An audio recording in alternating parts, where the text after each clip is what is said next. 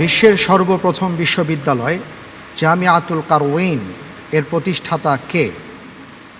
ক ফাতিমা আল ফিহরি, খ আয়েশা আল হুররা, গ ফাতিমা আল কাব্বাস, ঘ ইমাম আল বান্নানি।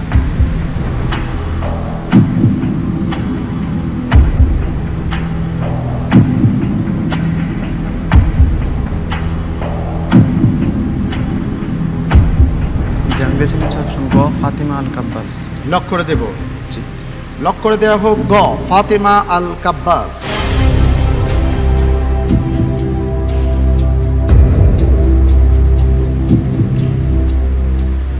আপনি যে উত্তরটি দিয়েছেন আপনার উত্তরটি সঠিক হয়নি। উত্তর হচ্ছে ক ফাতিমা আল ফিহরি। 879 খ্রিস্টাব্দে এই বিশ্ববিদ্যালয়টি প্রতিষ্ঠা লাভ করে।